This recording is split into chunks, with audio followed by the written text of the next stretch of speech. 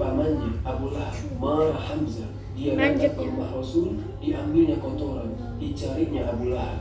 Ketika sudah ketemu, diletakkan di kepalanya. Kemudian Hamzah mengatakan, "Hei Abu Lahab, kau jangan macam-macam dengan ponakanku si Muhammad itu, karena aku sudah mengikuti agamanya."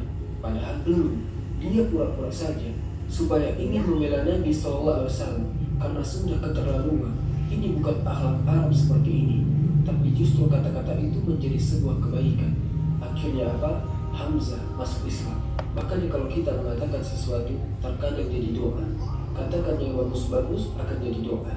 Akhirnya kemudian permusuhan itu terus terjadi sampai pada waktunya. Kemudian Nabi SAW betul-betul diperangi oleh orang kafir Quraisy. Tampillah Abu Jahal, tampillah Umayyah, tampillah kemudian Al-Walid, macam-macam musuh Nabi SAW. Akhirnya mereka semua mulai menyakiti Rasul. Intinya bahwa mereka melakukan permusuhan kepada Nabi SAW. Dengan cara lembut tidak bisa, dengan cara kasar tidak bisa.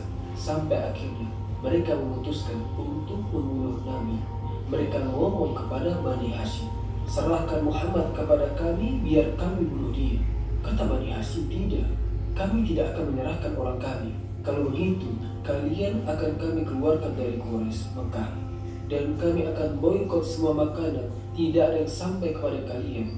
Kalian tidak boleh bicara dengan kami tidak akan bicara dengan kalian. Wanita kalian tidak boleh menikah dengan laki-laki kami, ataupun sebaliknya." Diketatkan aturannya, sehingga terjadi boikot selama 3 tahun. Sampai teman-teman, orang-orang Bani Hashim ini saking kelaparannya, mereka makan daun karena tidak ada makanan masuk. Nah, dari situlah kemudian harta Khadijah habis, harta Nabi habis, karena untuk memberikan makan Bani Hashim.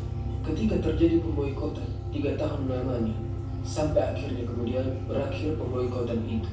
Nah, setelah itu terjadilah Amul Huzni, tahun kesedihan, karena beberapa bulan setelah pemboikotan itu Abu Thalib meninggal dunia.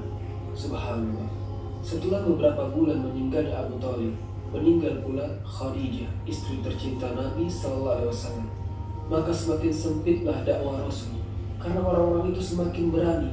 18 kalilah mengancam Rasul, "Jangan berdakwah, kau sudah tidak ada siapa-siapa lagi untuk melindungimu, kalau tidak kami bunuh."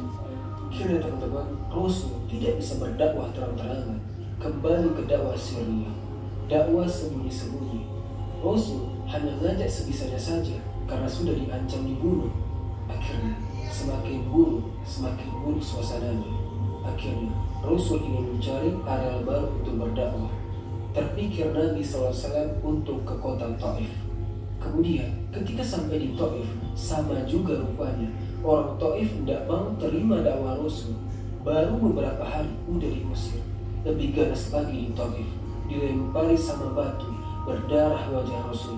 Perempuannya mencaci maki Rasul, anak-anaknya naruh duri di jalan. Sampai akhirnya Rasul kemudian harus tinggal di kebun kurma milik Utbah dan Saibah. Melintaslah 7 jin dari Yaman dan mendengar Rasul